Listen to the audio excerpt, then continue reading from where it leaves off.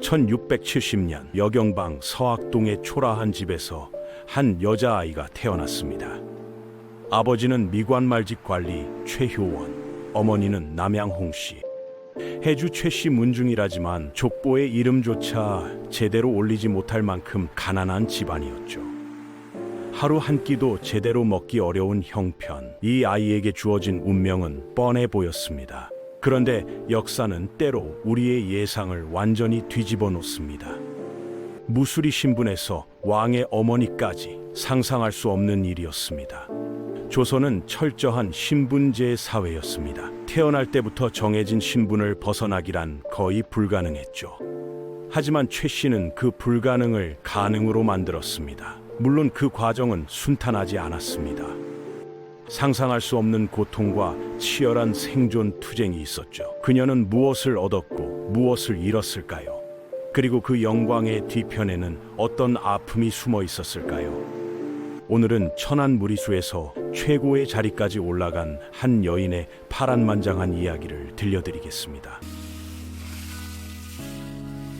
이 아이의 이름은 최 씨. 훗날 사람들은 그녀를 숙빈 최 씨라 불렀습니다. 최 씨가 7살이 되던 해 부모가 모두 세상을 떠났습니다. 어떤 병으로, 어떤 사고로 죽었는지는 기록에 남아있지 않습니다. 하루아침에 고아가 된 어린 소녀에게 손을 내민 것은 뜻밖에도 궁궐의 상궁들이었죠. 당시 궁궐에서는 부모 없는 고아들을 데려다 무수리로 키웠습니다. 외부와의 연결고리 없이 오직 궁궐에만 충성하는 인재를 만들기 위해서였죠. 무수리는 궁궐에서 가장 낮은 신분이었습니다. 궁녀들이 쓰는 세숫물을 떠다 나르고 방을 청소하고 빨래를 하고 음식을 나르는 일을 했죠. 겨울에도 찬물로 빨래를 해야 했고 여름에도 뜨거운 불 앞에서 음식을 날랐습니다. 그들의 손은 언제나 거칠었습니다. 7살 최 씨는 그렇게 궁궐로 들어갔습니다. 햇빛 제대로 들지 않는 곳에서 아침 일찍부터 저녁 늦게까지 쉴 틈 없이 일했습니다. 실수라도 하는 날이면 매질이 따라왔죠. 밥은 늘 모자랐고 잠자리는 춥고 좁았습니다. 그런데 최 씨에게는 남다른 점이 있었습니다. 총명했습니다. 궁궐의 예법을 금세 익혔습니다. 눈치가 빨랐습니다. 상궁들이 원하는 것을 미리 알아챘습니다. 말이 없었습니다. 보고 들어도 입 밖으로 내지 않았습니다. 궁궐에서 함부로 말하다가는 목숨을 잃을 수도 있었습니다. 어린 최 씨는 이를 본능적으로 알고 있었던 것 같습니다. 그렇게 10여 년이 흘렀습니다. 1674년 현종이 승하하고 14살의 숙종이 즉위했습니다. 조정에서는 남인과 서인이 번갈아가며 집권하는 환국의 시대가 열렸죠. 1681년 민유중의 딸 민씨가 왕비로 간택되어 인현왕후가 되었습니다. 바로 이때 최 씨의 운명이 바뀌었습니다. 인현왕후가 입궁할 때 최 씨가 그녀를 모시는 무수리로 선발된 것입니다. 왕비를 모시는 무수리는 일반 무수리보다 대우가 나았고 무엇보다 임금 가까이에서 일할 기회가 생겼죠. 최 씨는 인현왕후를 정성스럽게 모셨습니다. 언제나 겸손했고 조용했고 성실했습니다. 하지만 1689년 기사환국이 일어났습니다. 남인들이 인현왕후를 모함하여 폐비로 만들고 장 씨를 새로운 왕비로 옹립한 것이죠. 인현왕후는 폐서인이 되어 궁궐에서 쫓겨났습니다. 최 씨는 어떤 이유에서인지 궁궐에 남게 되었습니다. 하지만 그녀의 처지는 더욱 어려워졌죠. 새로운 중전이 된 장희빈은 폐비를 모셨던 최 씨를 구박하고 괴롭혔습니다. 최 씨는 꿋꿋이 견뎠습니다. 이를 악물고 참았습니다. 다른 선택이 없었으니까요. 어느 늦은 밤이었습니다. 최 씨는 혼자 궁궐의 한 전각에서 촛불을 켜고 간절히 기도하고 있었습니다. 죽은 부모를 그리워하며 처참한 처지에서 벗어나게 해달라고 빌었겠죠. 그때 우연히 그곳을 지나던 사람이 있었습니다. 바로 숙종이었습니다. 잠이 오지 않아 궁궐을 거닐던 숙종은 어두운 전각에서 새어나오는 촛불을 발견했습니다.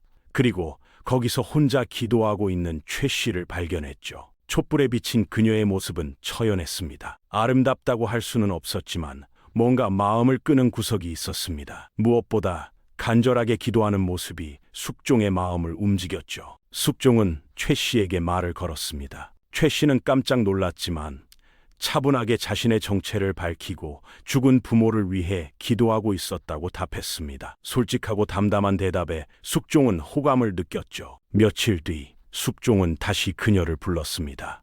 최 씨는 비록 무수리 신분이었지만 궁궐에서 오랫동안 자라며 나름의 식견을 갖추고 있었습니다. 겸손하고 조심스러운 태도가 숙종에게는 신선했죠. 당시 숙종은 정치적으로 복잡한 상황에 처해 있었습니다. 장희빈을 중전으로 만들기는 했지만 마음 한편으로는 인현왕후에 대한 미안함도 있었고 남인들의 권세가 날로 강해지는 것도 부담스러웠습니다. 아무런 정치적 배경이 없는 최 씨와의 대화는 숙종에게 위안이 되었을 것입니다. 그렇게 두 사람 사이에는 묘한 유대감이 형성되기 시작했습니다. 1693년 결정적인 순간이 찾아왔습니다. 숙종이 최 씨에게 승은을 내린 것입니다. 무수리가 임금의 승은을 받는다는 것은 해가 서쪽에서 뜨는 일만큼이나 드문 일이었죠. 궁궐에서는 발칵 뒤집혔습니다. 그런데 더 놀라운 일이 기다리고 있었습니다. 최 씨가 임신을 한 것입니다. 왕자를 임신했죠. 숙종은 즉시 최 씨를 수건으로 봉했습니다. 무수리에서 하루아침에 종사품 수건이 된 것입니다. 조선 역사상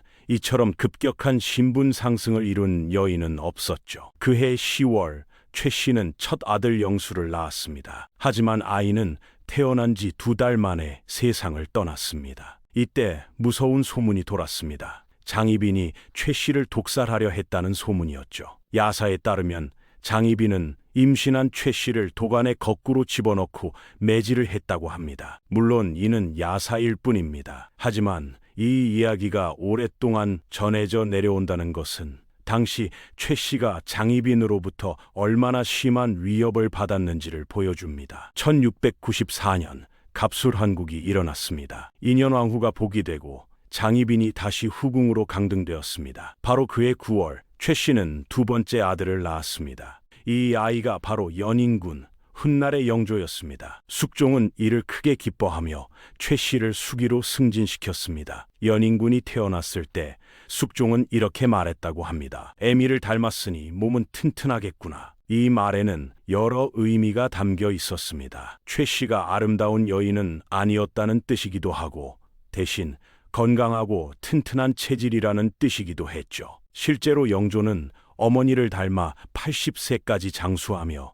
조선 역사상 가장 오래 산 임금이 되었습니다. 1695년에는 셋째 아들까지 낳았지만 이 아이도 어린 나이에 세상을 떠났습니다. 결국 최 씨의 자식 중에서는 연인군만이 살아남았죠. 1701년 숙종은 최 씨를 숙빈으로 승격시켰습니다. 무수리에서 시작해 조선에서 가장 높은 후궁 품계에 오른 것입니다. 전무후무한 일이었죠. 최 씨의 진가는 단순히 승은을 받고 왕자를 낳은 것에만 있지 않았습니다. 그녀는 뛰어난 정치적 감각을 발휘했습니다. 무수리 출신으로 아무런 정치적 배경이 없었던 그녀는 자신과 아들의 안전을 위해 세력을 구축해야 했습니다. 그래서 선택한 것이 서인, 특히 노론과의 연대였습니다. 장희빈이 남인과 결탁했던 것과는 정반대의 선택이었죠. 이는 매우 영리한 판단이었습니다. 당시 서인들은 장희빈을 몰아내고 인현왕후를 복위시키려 애쓰고 있었는데 최 씨는 바로 그들의 든든한 지원군이 될 수 있었습니다. 최 씨는 1694년 갑술왕국 때 결정적인 역할을 했습니다. 남인들이 정변을 준비하고 있다는 정보를 입수한 그녀는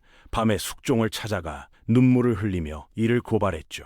이른바 백엔머리 송사였습니다. 저하, 남인들이 불순한 꿈을 꾸고 있습니다. 그들이 전하를 해치려 하고 있사옵니다. 최 씨의 눈물 섞인 호소에 숙종은 크게 놀랐고 즉시 남인들을 조사하도록 명했습니다. 그 결과 남인들의 정변 계획이 드러났고 이들은 일망타진되었습니다. 대신 서인들이 다시 집권하게 되었고 인현왕후가 복위되었죠. 이 사건으로 최 씨는 서인들의 든든한 후원자가 되었습니다. 그리고 연인군도 서인들의 보호를 받게 되었죠. 이는 훗날 연인군이 왕위에 오르는데 결정적인 도움이 되었습니다. 1701년 장희빈이 인현왕후를 저주했다는 혐의로 사사될 때도 최 씨가 결정적인 증언을 했습니다. 신이 직접 보았사옵니다. 장 씨가 비복들과 함께 부적을 태우며 중전 마마를 저주하는 것을 보았사옵니다. 이 고발로 장희빈은 결국 죽음에 이르렀고 최 씨의 정적은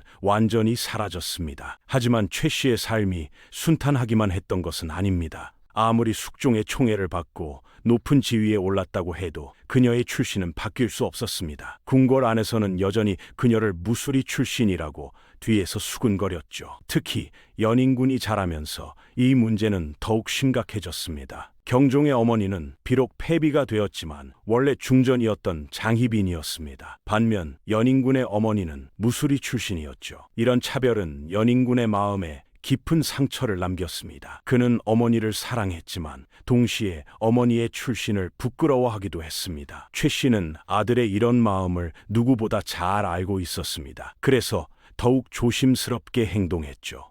절대로 주제 넘은 행동을 하지 않았고 언제나 겸손했습니다. 그녀의 손은 여전히 거칠었습니다. 무수리 시절 찬물에 담그고 빨래를 하고 무거운 것들을 나르느라 상처투성이가 된 그 손들은 아무리 후궁이 되어도 부드러워지지 않았죠. 최 씨는 그 손을 늘 부끄러워했다고 합니다. 영조가 첫 번째 왕비 정성왕후와 첫날 밤을 보낼 때의 일화가 유명합니다. 영조가 왕비의 손을 잡고 손이 정말 곱군요 라고 했을 때 정성왕후가 이렇게 대답했습니다. 부잣집에서 태어난 덕분에 손에 물 한 방울을 묻히지 않고 자라서 그렇습니다. 이 말을 들은 영조는 크게 화를 냈습니다. 내 어머니는 험한 일을 많이 하여 험한 손을 가지셨거늘 나의 어머니를 욕하는 소리를 하다니. 그리고 그날부터 정성왕후를 멀리했다고 합니다. 이 일화는 야사일 수도 있지만 영조가 어머니의 출신에 대해 얼마나 예민했는지를 잘 보여줍니다.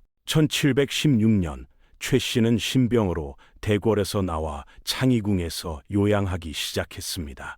나이 46, 오랜 궁궐 생활과 여러 차례 출산, 그리고 무엇보다 끊임없는 정신적 스트레스가 그녀의 몸을 쇠약하게 만들었습니다. 1718년 3월 9일 최 씨는 마침내 세상을 떠났습니다. 나이 49이었습니다. 그녀의 임종을 지킨 것은 아들 연인군이었습니다. 연인군은 어머니의 죽음을 매우 슬퍼했지만 서자였기 때문에 제대로 된 상례도 치를 수 없었습니다. 최 씨는 경기도 파주에 묻혔습니다. 무덤의 이름은 소령묘였습니다. 후궁의 무덤은 묘라고 불렀으니까요. 하지만 6년 후 놀라운 일이 일어났습니다. 1724년 경종이 후사 없이 세상을 떠나자 연인군이 왕위에 오른 것입니다. 바로 영조였죠. 무수리의 아들이 조선의 임금이 된 것입니다. 영조가 즉위하자마자 가장 먼저 한 일 중 하나는 어머니를 위한 일이었습니다. 1724년 12월 그는 어머니 최 씨의 사후를 짓고 숙빈묘라고 이름 지었습니다. 이듬해 3월에는 무덤에 신도비를 세웠습니다. 영조는 어머니에 대한 추승 작업을 계속했습니다. 1744년에 사당을 육상묘로, 무덤을 소령묘로 높이고 1753년에 사당을 육상궁으로, 무덤을 소령원으로 격상했습니다. 이는 전례 없는 일이었습니다. 왕의 어머니라는 이유로 후궁을 왕세자빈 수준으로 대우한 것이죠. 영조는 어머니에게 화경이라는 시호를 올렸고 나중에는 휘덕안순 원빈이라는 존호까지 더했습니다. 무엇보다 영조는 재위 52년 동안 육상궁을 200여 차례나 방문했습니다. 그때마다 그는 어머니 무덤 앞 비석에 이런 글을 새겼습니다. 붓을 잡고 글을 쓰려고 하니 눈물과 콧물이 얼굴을 뒤덮는다. 옛날을 추억하노니 이내 감회가 곱절이나 애틋하구나. 영조의 어머니에 대한 효심은 일상생활에서도 나타났습니다. 어머니가 친박 나인 시절 새누비가 가장 하기 힘들었다는 말을 듣고 평생 누비옷을 입지 않았습니다. 어머니 제사를 지낼 때는 항상 냉천의 차가운 물로 목욕제게 했습니다. 자신이 바쁠 때도 어머니가 자신의 모습을 볼 수 있도록 어진을 육상궁에 따로 보관했습니다. 하지만 영조의 효심 뒤에는 깊은 아픔이 숨어 있었습니다. 그는 평생 어머니의 출신에 대한 콤플렉스에 시달렸습니다. 어머니를 사랑했지만 동시에 그 출신을 부끄러워하기도 했죠. 심지어 영조는 자신이 숙종의 친아들이 아니라 김춘택의 아들이라는 악성 루머에도 시달려야 했습니다. 어머니의 미천한 출신 때문에 그런 소문이 돌았던 것입니다.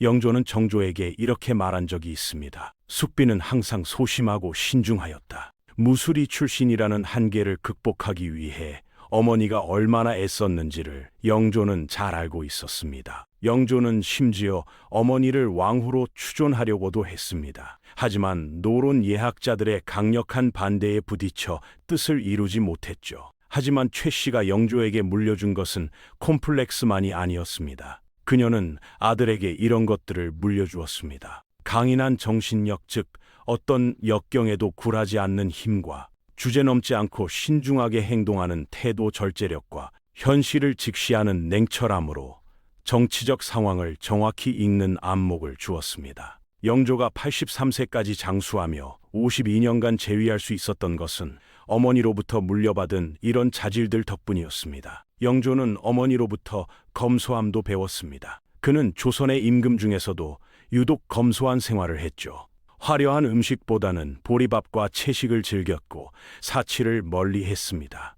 또한 영조는 어머니로부터 백성을 사랑하는 마음도 물려받았습니다. 무술이 출신인 어머니 덕분에 그는 백성들의 고통을 누구보다 잘 이해할 수 있었습니다. 그래서 가혹한 형벌을 폐지하고 균역법을 시행하여 백성들의 부담을 줄이려 애썼죠. 최 씨의 영향은 정조에게까지 이어졌습니다. 정조는 증조 할머니인 최 씨를 매우 존경했습니다. 그는 최 씨를 소심하고 신중한 분이라고 평가하며 그녀의 덕목을 본받으려 했습니다. 최 씨는 분명 논란의 여지가 있는 인물입니다. 한편으로는 불굴의 의지로 신분의 한계를 극복한 위대한 여성이었습니다. 다른 한편으로는 정치적 야심을 위해 수단과 방법을 가리지 않았던 냉혹한 인물이기도 했습니다. 특히 장희빈을 몰아내는 과정에서 그녀가 보인 냉철함은 단순한 후궁의 모습이 아니었죠. 하지만 그녀를 단순히 선악의 기준으로 판단하기는 어렵습니다. 그녀가 살았던 시대는 여성에게 매우 가혹한 시대였습니다.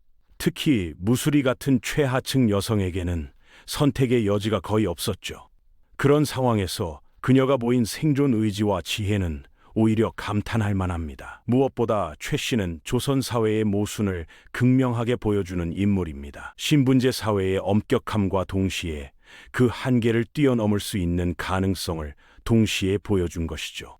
그녀의 삶은 조선 후기 사회 변화의 한 단면을 보여주는 소중한 사례입니다. 최 씨는 1718년 세상을 떠났지만 그녀의 영향은 조선 말기까지 이어졌습니다. 그녀의 후손들은 영조를 거쳐 정조, 순조로 이어지는 왕통을 형성했습니다. 철종까지가 그녀의 직계 후손이었죠.